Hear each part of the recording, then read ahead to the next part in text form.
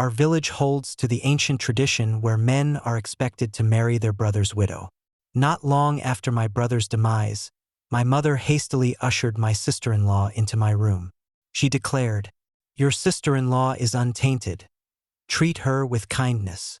With a mix of eagerness and trepidation, I observed my confused sister-in-law. As she began to shakily remove her clothes, a call from my uncle interrupted us. He panted over the phone. "Your sister-in-law has been found hanged at the village entrance. Dead. Why has no one from your home come to claim her body?"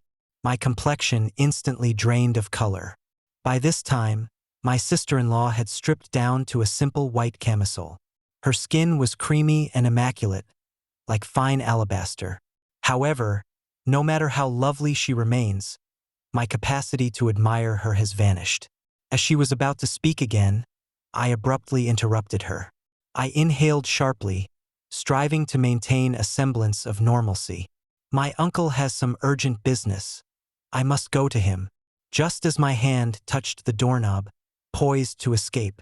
"Don't go," whispered my sister-in-law with a gentle urgency. "Don't go. He intends to harm you." I looked at her, my shock evident.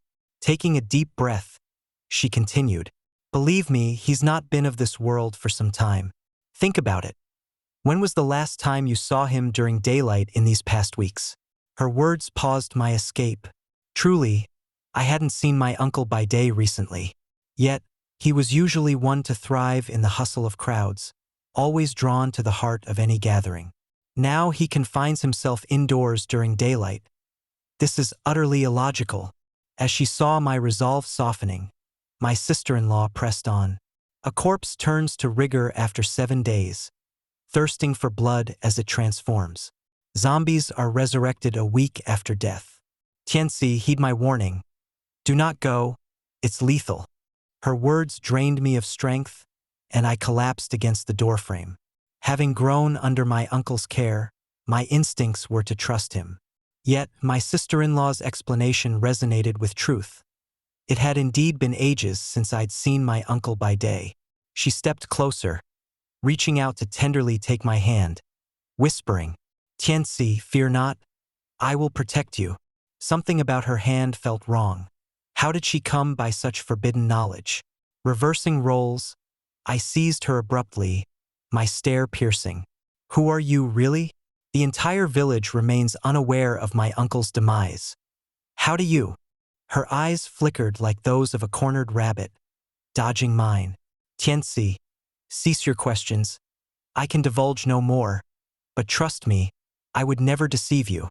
I scoffed, pushing her hand away. "You ask for my trust yet offer no truths. Am I so easily duped?"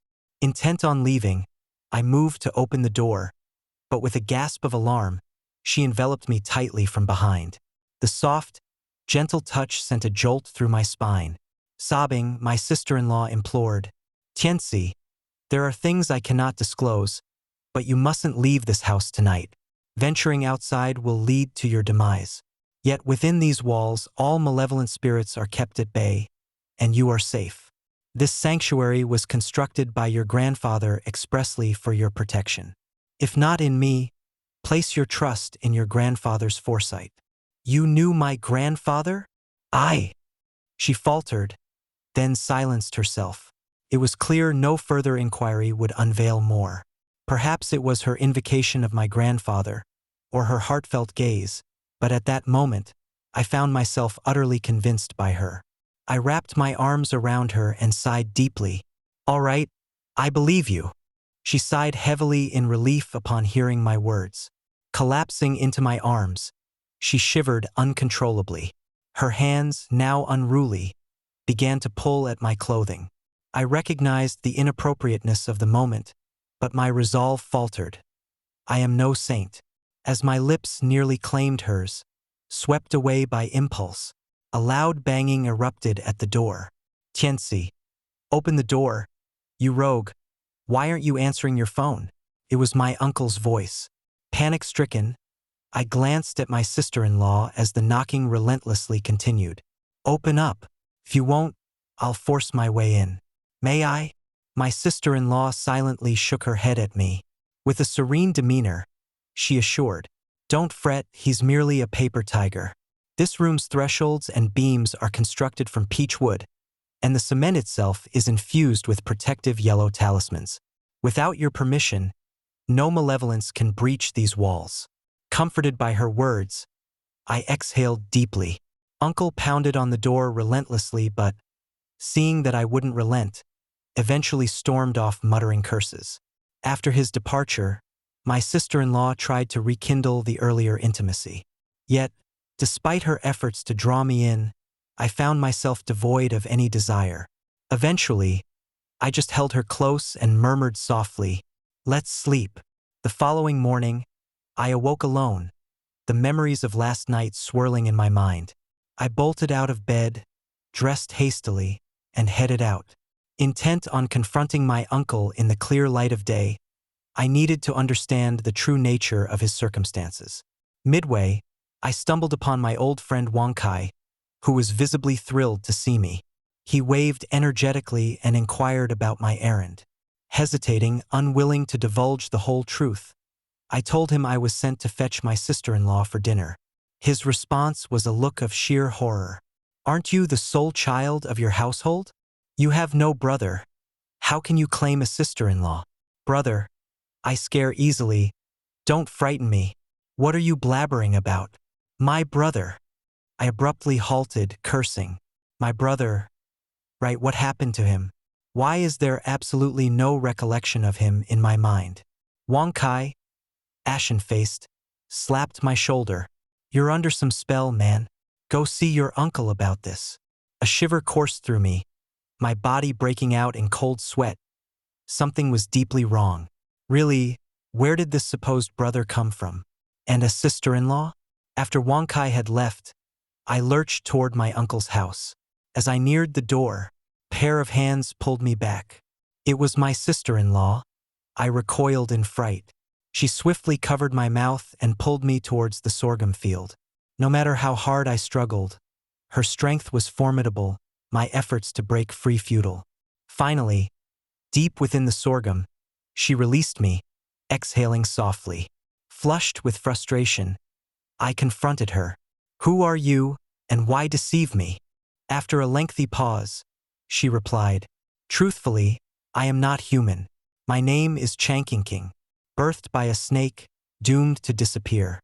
Your grandfather was a benefactor to my kind. I am here to do no harm." Tianxi. King's soft, almost boneless hands pressed against my forehead. "Tianxi, awaken. Reflect deeply." I stared at King, my body tingling with dread. "Is there anyone alive left in this village? What are you implying?" King shook her head slowly. "I cannot disclose everything. You must uncover the truth yourself. Yet, rest assured, I mean you no harm." My frustration peaked as I challenged her. "You implore me to trust you, yet you withhold everything. How can I possibly trust you? Your stories hold no weight with me anymore. I'm off to confront my uncle and seek clarity." As I spun around to depart, King's grip tightened around my neck. Her voice was a low whisper in my ear. "Tianxi, observe, if my intent were your demise, it would be effortlessly achieved. But my purpose is indeed your salvation." The grip brought a haze over my senses, nearly pushing me to the edge. Suddenly, a realization dawned on me. All the villagers had indeed perished. I was the one who had gathered their remains. Just when I feared my own life was forfeit, King released her hold. I fell to the ground, sucking in deep breaths of air. After some moments, I steadied myself. "The village, it seems truly empty of life. I trust you now. Guide me on what to do next." Seeing my trust, King's smile widened. She elucidated that bridges are zones wherein energy gathers, a place where the realms of yin and yang intersect. Most of our village's souls were bound to the grand bridge at the village's threshold.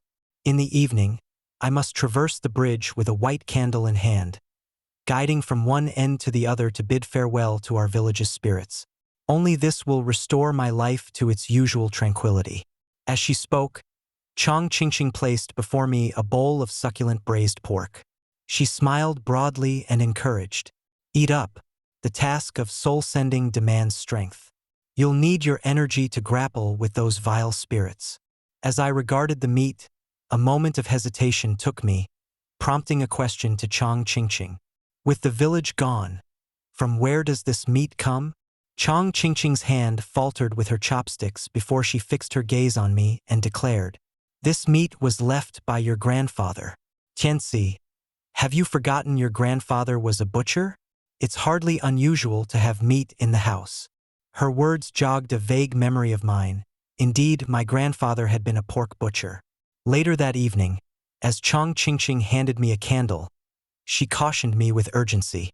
"Tianxi, remember this well. On the bridge, ignore anyone who tries to speak to you. Trust nothing they say. They're only out to deceive you, and whatever happens, never look back. Otherwise, you'll be ensnared between the realms of yin and yang, doomed forever. Remember, Tianxi." I accepted the candle from her, nodding with solemn understanding. "I'll remember, don't worry." Holding the candle, I slowly made my way toward the bridgehead. Though tonight's moon shone large and luminous, the bridge was enveloped in utter darkness.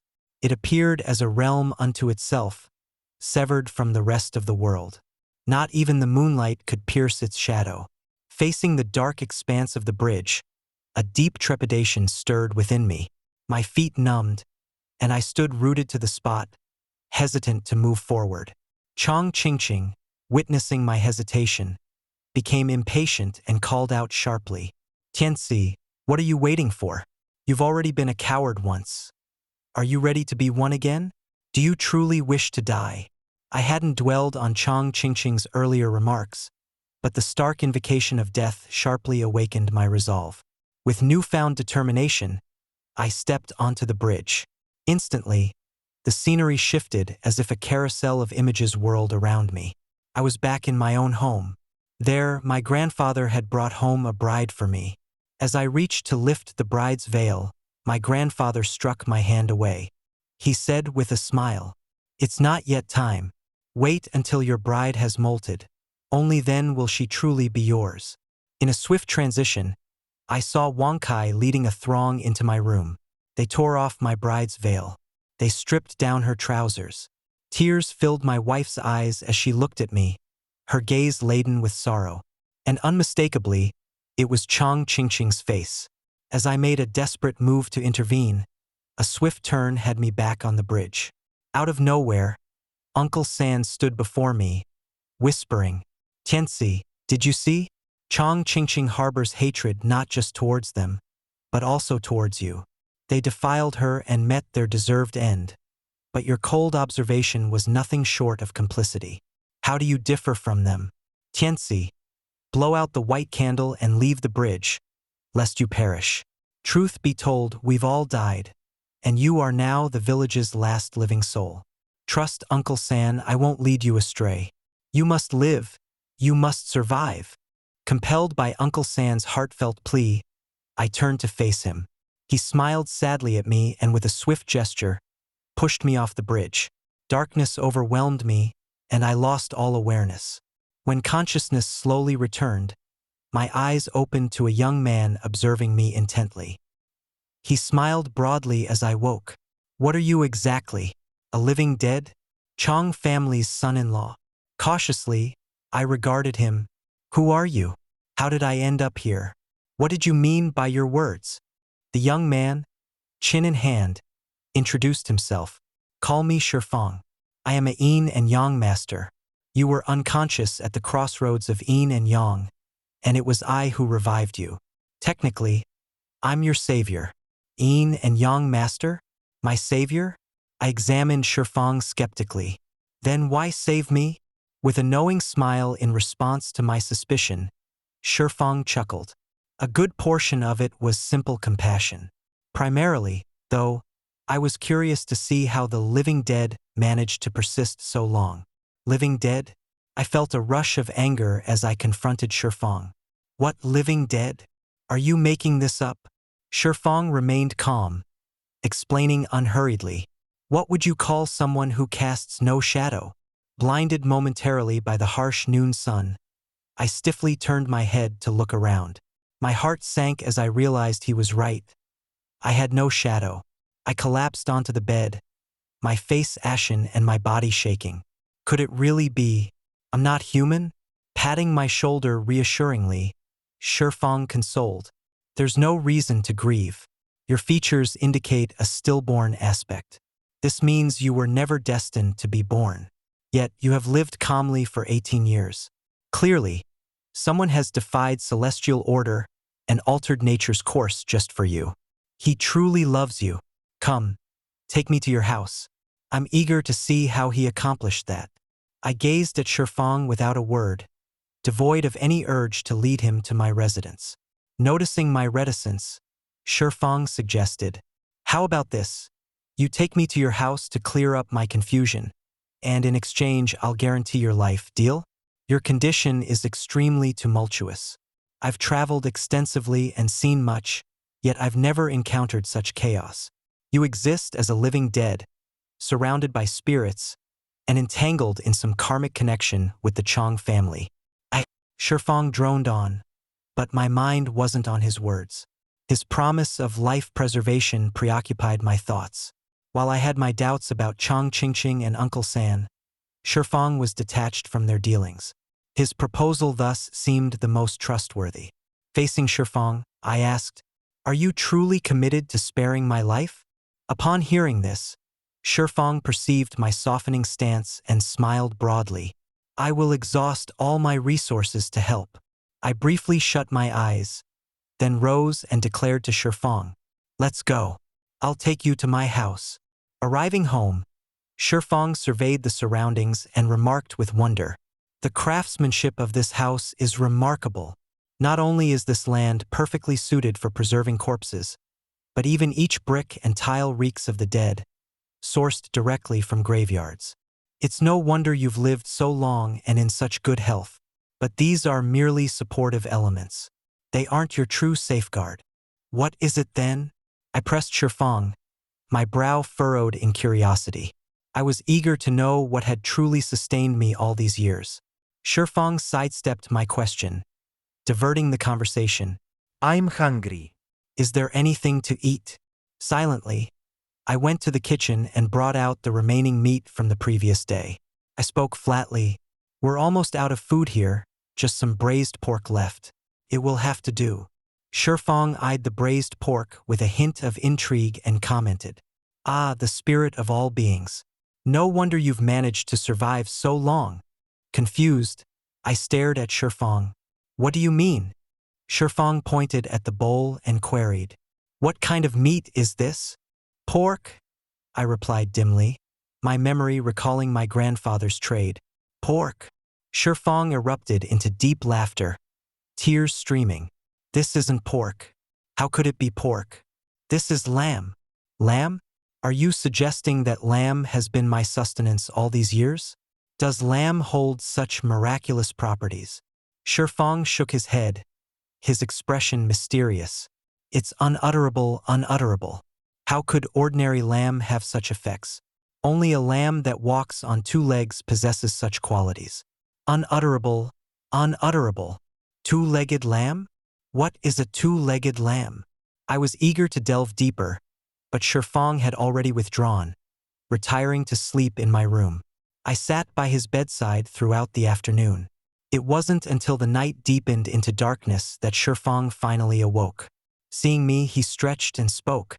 "I pledge to do everything I could to protect your life, and I won't break that promise. Yet, you must first ascertain who seeks to harm you. Is it the Chong family's girl, or the legion of spirits that besiege you? The chaos within you obscures any clear understanding at this moment. It's up to you to unravel it." With a heavy heart, I shook my head at Shifeng. "I'm not sure who wants to harm me. I've lost track of past events.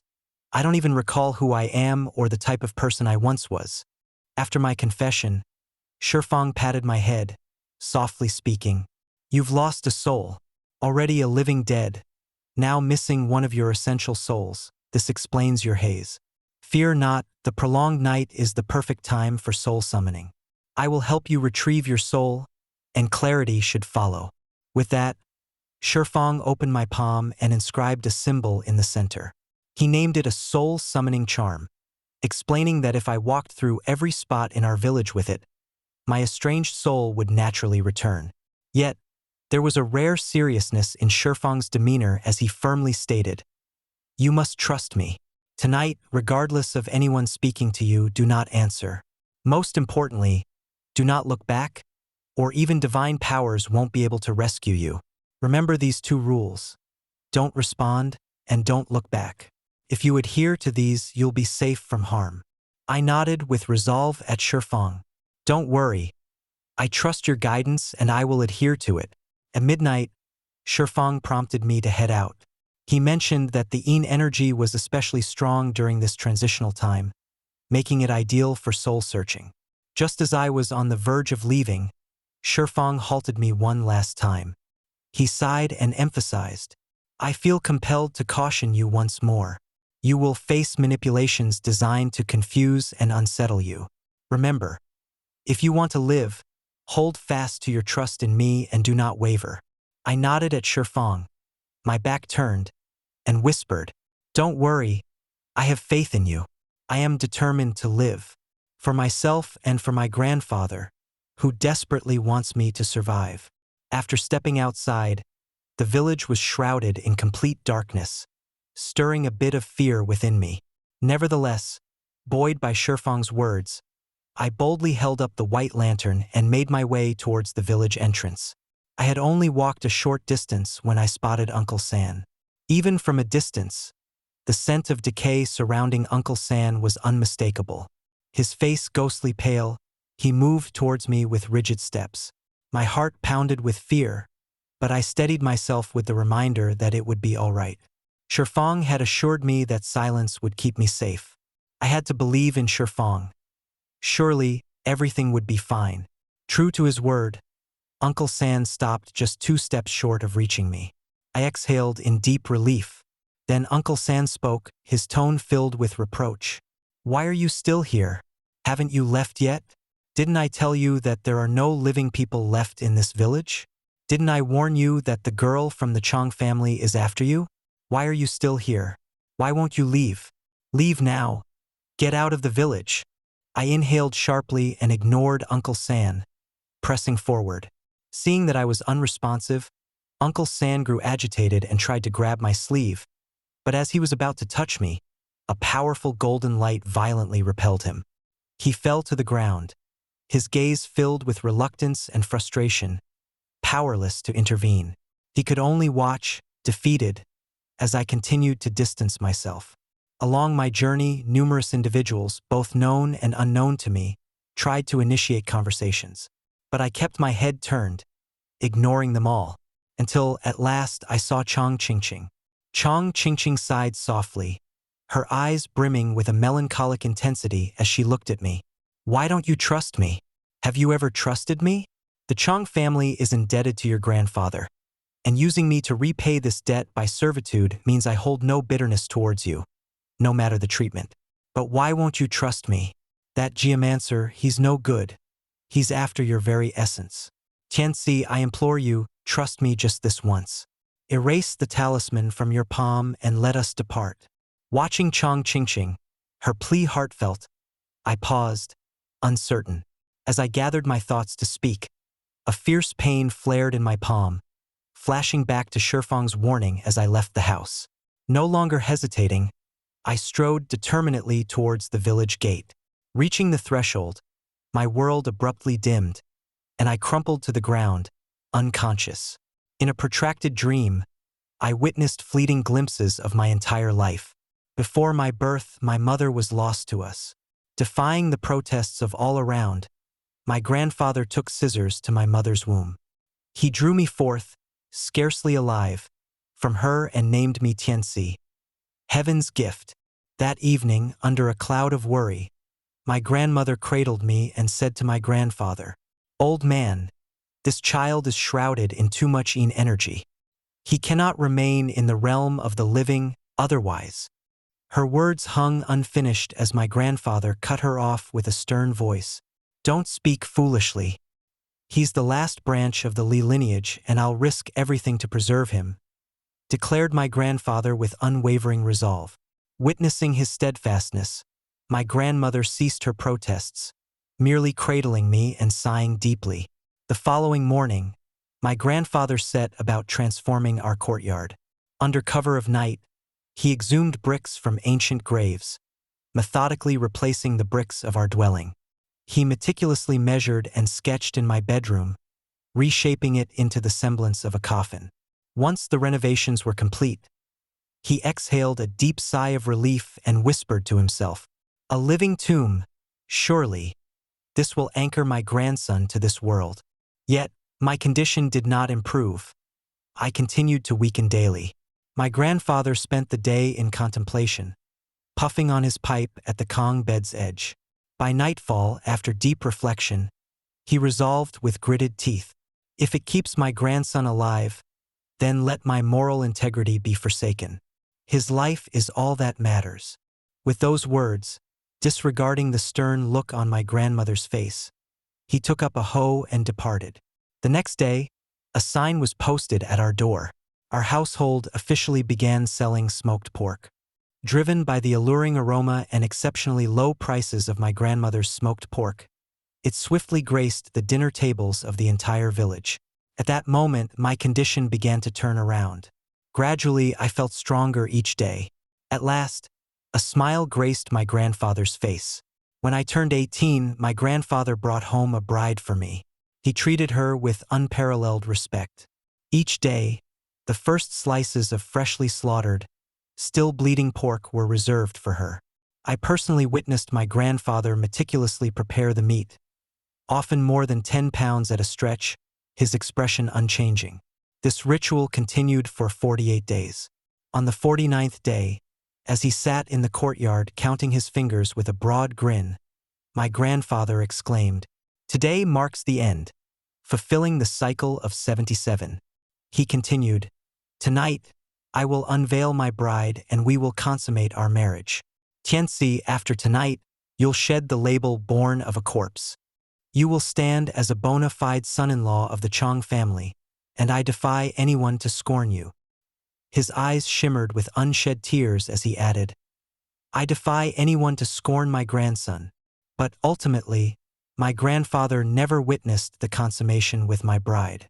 That very night, the village chief's son, drunk and flanked by his cohorts, crashed into our home. With a brutal kick, they toppled my grandfather and stormed into my bride's room. Grimacing in agony, my grandfather implored me to summon help.